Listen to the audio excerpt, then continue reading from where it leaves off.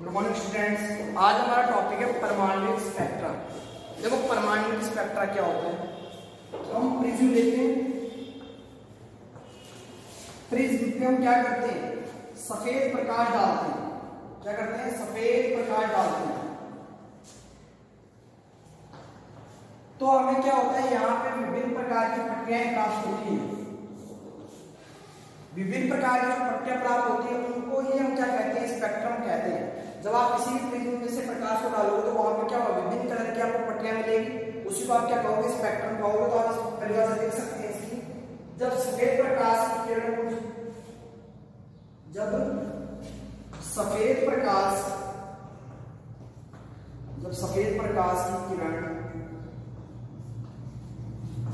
की किरण प्रिज्म में से गुजरती है, प्रिज्म में से गुजरती है एक मिनट इसको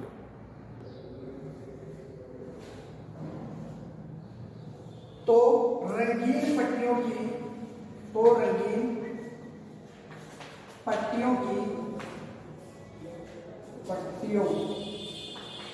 की श्रृंखला प्राप्त होती है।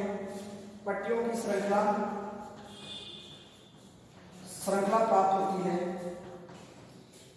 जिसे हम स्पेक्ट्रम कहते हैं।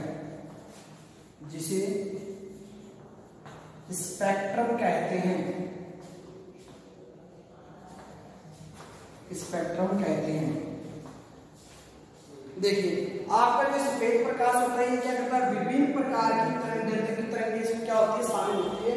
जैसे कौन कौन सी होती है वो मैं बताता हूँ।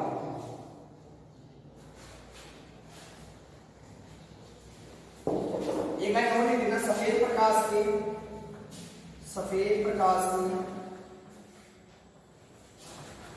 दृश्य प्रास में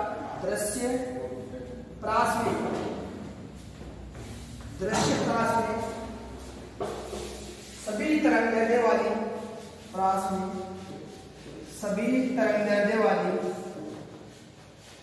तरंगदैर्ध्य वाली तरंगें होती हैं। अब वो कौन कौन सी होती है वो हम देखेंगे। आपने तो 2 पॉइंट देखे, जो आपके सफेद प्रकाश का होता है उसका आप किरण कुछ के ऊपर डालते हैं, प्रिज्म के ऊपर डालते हो, तो आपको विभिन्न प्रकार की रंगीन पट्टियों की श्रृंखला प्राप्त होती है, उसको आप स्पेक्ट्रम बोलते हो। और स्पेक्ट्रम अगर आप देखो, सफेद प्रकाश दृश्य प्रकाश होता है, उसमें क्या होता है, विभिन्न तरंगें की तरंगें होती है। अब वो कौन कौन सी होती है वो देखिए आप।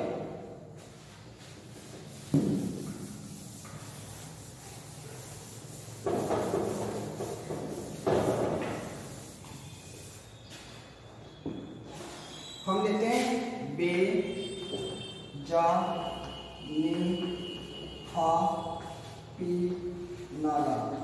ये हमारी ट्रिकों को याद रखने की, बे, जा, नी, हा, पी, नाला। बे से क्या हो जाएगा, बैंगनी, जामुनी, नीला, हरा, पीला, नारंगी और लाल। अब देखिए तरंगदैर्ध्य होता है वो सबसे ज्यादा किसका होता है, लाल का। तरंगदैर्ध्य क्या होता है, अधिकतम होता है इसका। और जिसका तरंगदैर्ध्य अधिकतम होता है उसमें विचलन उतना ही न्यूनतम होता है। ये ध्यान रखना, अगर तरंगदैर्ध्य ज्यादा तो उसमें विचलन कम। तो आप क्या करोगे, यहाँ पे विचलन कैसा हो जाएगा, यहाँ पे कम या न्यूनतम। जबकि बात करें यहाँ पे बैंगनी की, तो बैंगनी में क्या होता है, जो आपका तरंगदैर्ध्य में लैम्बडा से लिख रहा हूं मैं तरंगदैर्ध्य को, तरंगदैर्ध्य क्या होती है यहाँ पे, मिनिमम या न्यूनतम। तो यहाँ पे विचलन कैसा आ जाएगा, मैक्सिमम, अधिकतम। अगर आपसे पूछ लिया जाए कि तरंगदैर्ध्य का क्रम क्या होगा, तो जैसे जैसे आप यहां से क्या करेंगे, राइट साइड में जाते जाएंगे, आप देखेंगे तो लाल में सबसे ज्यादा तरंगदैर्ध्य होता है। तो सबसे ज्यादा किसमें, लाल में, उससे कम इसमें। इस प्रकार आप क्या देख सकते हो, तरंगदैर्ध्य का ऑर्डर देख सकते हो। और आप सभी को पता है न्यू क्या होता है, लैम्बडा का क्रमानुपाती होता है। म्यू क्या होता है, लैम्डा के क्रमानुपाती होता है। यदि लैम्डा अधिकतम है तो म्यू क्या होगा, न्यूनतम। यहाँ पे अगर तरंग दैर्ध्य ज्यादा है तो आवृत्ति क्या हो जाएगी, कम हो जाएगी, और अगर आवृत्ति ज्यादा है तो तरंग दैर्ध्य क्या हो जाएगा, कम हो जाएगा। ये यहाँ से हमने देखी। अब आगे देखिए, हमने पढ़ी थी कल विद्युत चुंबकीय विकिरण पढ़ी थी हमने, इलेक्ट्रोमैग्नेटिक रेडिएशन। उसमें हमने बताया था दृश्य प्रकाश होता है, दृश्य प्रकाश वो बहुत ही छोटे क्षेत्र में होता है। हमने देखा था वो 10 की घात 15 हर्ट्ज पर मिलता था केवल हमें, दृश्य जो प्रकाश था। यानी हम कह सकते हैं कि ये विद्युत चुंबकीय विकिरण का बहुत छोटा भाग क्या है, दृश्य प्रकाश बहुत ही छोटा भाग है, ये आपको ध्यान में रखना है। अब आप आगे चलिए, अब बात करेंगे हम अवशोषण एवं उत्सर्जन स्पेक्ट्रा की। अवशोषण एवं उत्सर्जन स्पेक्ट्रा, देखो स्पेक्ट्रा में दो प्रकार के मिलते हैं, एक मिलता है अवशोषण,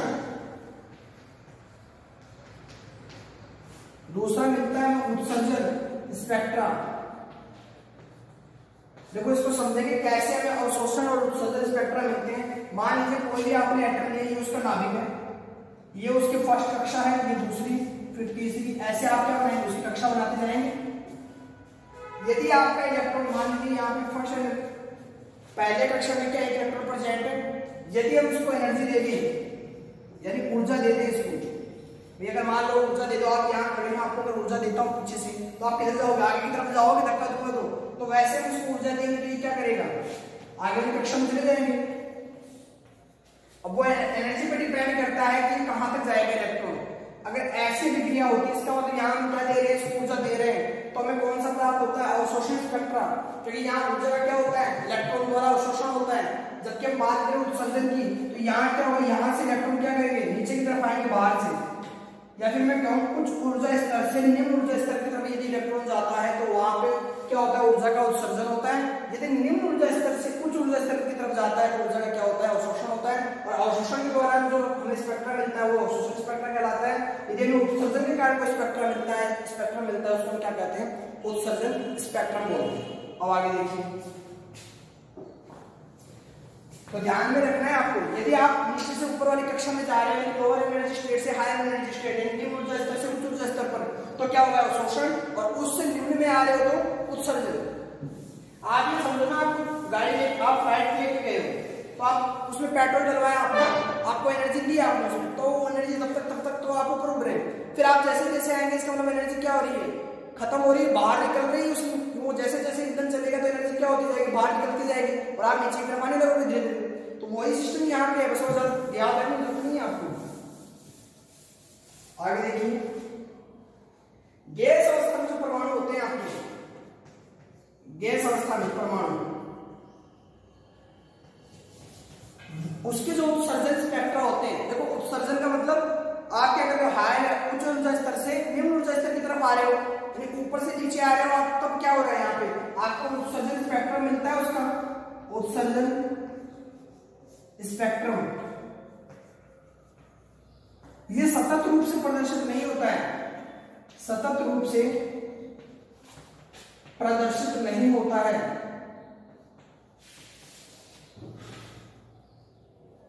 प्रदर्शित नहीं होता है। अब मैं सतत की बात करूं, सतत होता क्या, लगातार।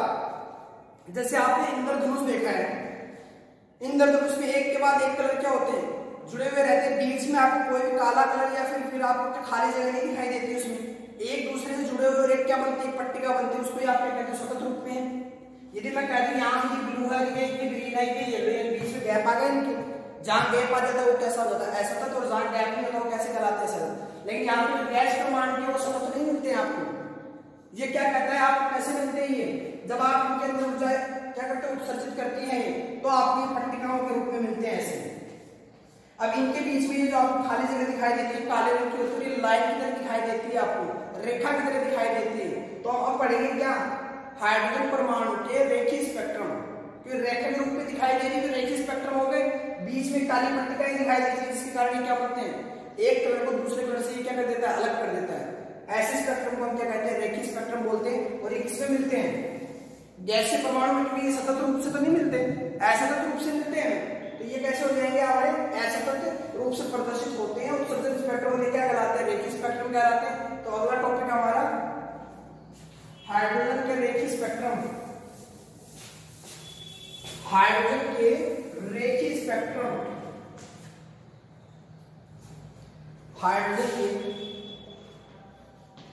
हाइड्रोजन के रेखीय स्पेक्ट्रम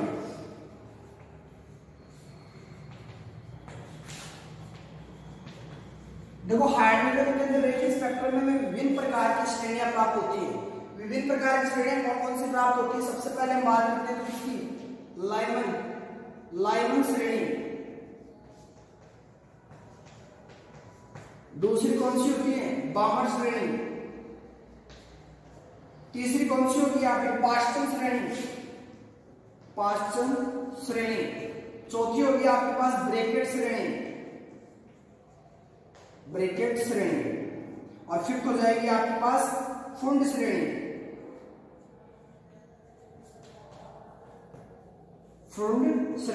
देखो वैसे तो 6 प्रकार की होती है, एक होती है हैम्फ्री, लेकिन वो आपकी क्लास के सिलेबस में नहीं है। आपको केवल कितनी श्रेणी पढ़नी है? 5 श्रेणी पढ़नी है। सबसे पहले लाइमन श्रेणी, फिर दूसरी बामर श्रेणी, तीसरी पाश्चन श्रेणी, चौथी क्या ब्रैकेट श्रेणी और पांचवी क्या फुंड श्रेणी। अब समझते हैं श्रेणी कैसे होती है। देखो यह आपके पास क्या है? ऊर्जा स्तर है।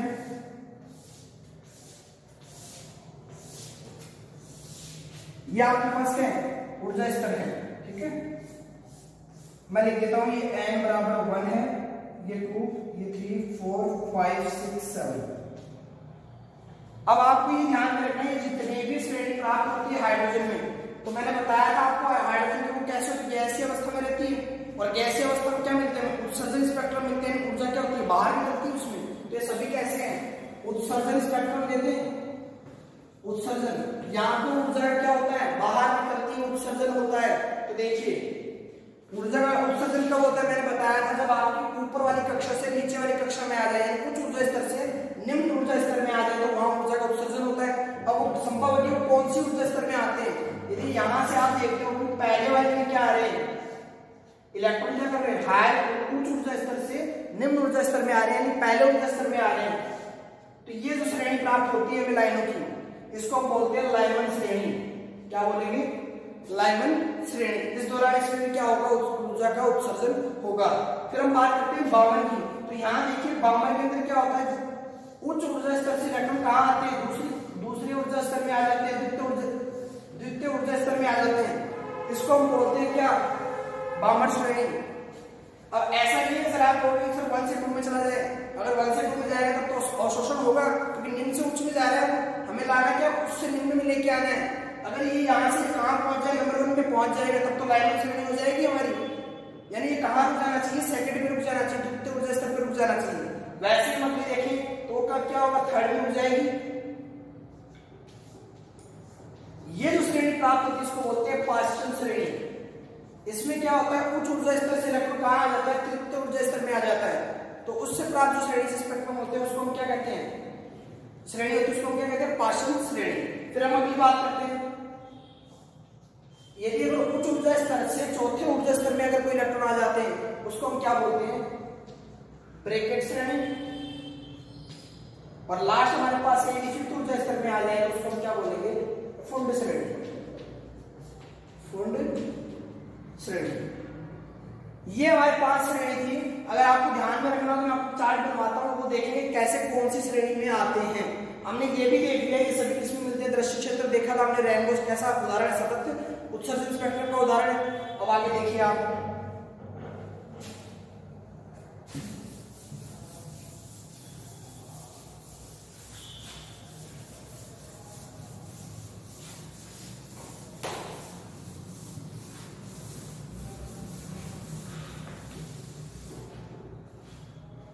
आगे टेबल बनाएंगे। पहला श्रेणी का, दूसरा N1 N2 और स्पेक्ट्रम क्षेत्र हमारे पास पहली श्रेणी कौन सी थी? लाइमन। दूसरी बामर। तीसरी कौन सी थी? पाश्चन। चौथी थी हमारे पास ब्रैकेट। फिफ्थ कौन सी थी? फुंड। ये हमारे पास 5 श्रेणी थी। हमने देखा था N1 क्या है? देखो N1 N2 ये हमारा निम्न ऊर्जा स्तर है। कौन सा है ये? निम्न ऊर्जा स्तर। और जबकि ये क्या है? उच्च ऊर्जा स्तर। अब देखिए हमने देखा था लाइमन में सभी इलेक्ट्रॉन कहां आ रहे थे, 1 पहले ऊर्जा स्तर में आ रहे थे, तो ये देखा n1 बराबर 1 होता है। कहां से आ रहे थे, दूसरी, तीसरी, चौथी, पांचवी, ऊपर वाली कक्षाओं से आ रहे थे इलेक्ट्रॉन। ठीक है, तो उच्च ऊर्जा स्तर तो ये हो गए, निम्न ऊर्जा स्तर हमारा क्या होगा 1। फिर हम करते हैं 52 की बात, तो इसमें सभी इलेक्ट्रॉन कौन से ऊर्जा कक्ष में आ रहे थे, सेकंड वाले में आ रहे थे। कहां से आएंगे, 3 4 5 6, एक में नहीं जाएंगे, ध्यान में एक में जाती लाइमन। यदि 1 से 2 में आ गया तो मतलब अवशोषण हो जाएगा, क्योंकि स्पेक्ट्रम मिलेंगे नहीं हमें। तो वैसे हम सभी की देख लेते हैं 3 4 5, यहां देखेंगे तो 4 5 6 5 6 7, यानी कुछ ऊर्जा स्तर से आएंगे 6 7 8। ऐसे हमारे कुछ ऊर्जा स्तर से निम्न ऊर्जा स्तर में इलेक्ट्रॉन आते जाते हैं, और जो हमारी ऊर्जा होती है उसका क्या करते जाते हैं, उत्सर्जन करते जाते हैं। फिर हम बात करते हैं स्पेक्ट्रम क्षेत्र की। तो ये हमें जो रीजन मिलती है स्पेक्ट्रम लाइन जो श्रेणी मिलती है लाइमन श्रेणी, ये हमें मिलती है पैराबैंगनी क्षेत्र में। पैराबैंगनी क्षेत्र में जो सूर्य से आने वाली किरण होती है पैराबैंगनी रेज में मिलती है। बामर श्रेणी की बात करते हैं तो वो मिलती है दृश्य प्रकाश में, और दृश्य प्रकाश में मैंने आपको कलर बताए थे कौन कौन से होते हैं। व्हाइट प्रकाश में 7 कलर बताए थे मैंने आपको। अगर आपको सफेद रोशनी दिखाई देती है इसका मतलब उसमें 7 कलर हैं, बेजानिया पिनाला 7 कलर बता दी मैंने आपको। वो दृश्य क्षेत्र में क्या मिलती है, बामर श्रेणी मिलती है। बाकी जितने भी है वो आपको सभी किसमें मिलती है, अवरक्त में मिलती है, अवरक्त क्षेत्र में।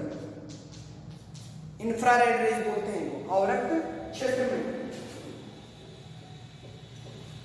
अब देखिए ये तो थी आपकी सारणी, आपने समझ ली कि यहाँ से उच्च ऊर्जा स्तर से निम्न ऊर्जा स्तर में जब आकर इलेक्ट्रॉन आता है तो वहां पर ऊर्जा का उत्सर्जन होता है। और हाइड्रोजन के अंदर हमें कई श्रेणियां मिलती है, लगभग 5 प्रकार की श्रेणी पढ़ते हैं। लाइमन, बामर, पास्टन, ब्रैकेट और फुल श्रेणी पढ़ते हैं। उनमें निम्न ऊर्जा स्तर फिक्स होता है, जबकि उच्च ऊर्जा स्तर क्या हो सकता है, अलग अलग हो सकते हैं। और वो कौन कौन से क्षेत्र में मिलते हैं, लाइमन एंड पैराबैंगनी में मिलती है, बाकी बामर किसमें मिलती है, दृश्य प्रकाश के क्षेत्र में मिलती है। बाकी जितनी भी किरणें श्रेणी हमारी वो किसमें मिलती है, अवरक्त क्षेत्र में मिलती है। ये था हमारी क्या श्रेणी, आगे देखते हैं। फिर यहाँ पे रिडबर्ग साइंटिस्ट आए थे, रिडबर्ग साइंटिस्ट।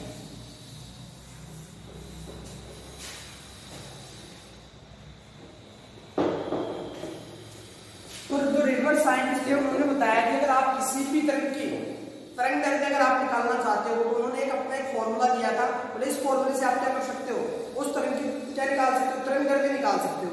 तो देखो तरंग दैर्ध्य क्या होता है, तरंग संख्या होती है 1/लैम्डा के क्रमानुपाती म्यू अपॉन सी। हमने क्या पढ़ा था यहाँ पे हमने पढ़ा था सी बराबर म्यू लैम्डा, पिछली क्लास में हमने पढ़ा था। तो म्यू बराबर क्या आ जाता है, सी अपॉन लैम्डा। और मेरे को लैम्डा निकालना तो मैं क्या कर दूंगा, सी अपॉन म्यू। यहाँ पे मैं क्या लिख दिया मैंने, म्यू अपॉन सी, सी अपॉन म्यू लिख दिया मैंने। क्या निकालना है मुझे, लैम्डा निकालना है। तो देखो मैं यहाँ पर देता हूँ सी अपॉन म्यू, ये समानुपाती होता है r/z² 1/n1 का स्क्वायर माइनस 1/n2 अपॉन का स्क्वायर सेंटीमीटर इनवर्स। ये रिडबर्ग ने फॉर्मूला दिया था हमें। इस फॉर्मूले में देखो मैंने क्या बताया था, आप सभी को पता है तो लैम्डा नीचे है और लैम्डा बराबर क्या होता है, लैम्डा बराबर सी अपॉन म्यू होता है। तो यहाँ पे नीचे लिखेंगे सी और ये म्यू, ठीक है। अब देखिए ये हमारा आर जो होता है ये कैसा होता है, रिडबर्ग कांस्टेंट होता है, रिडबर्ग स्थिरांक होता है, रिडबर्ग स्थिरांक जिसका मान 109.677 सेंटीमीटर इनवर्स होता है। जेड यहाँ पे एटॉमिक नंबर है, जो भी आप गैस लोगे। यदि मैं हाइड्रोजन की बात करूं तो यहाँ 1 रख देंगे, परमाणु उसका कितना होता है, 1 होता है।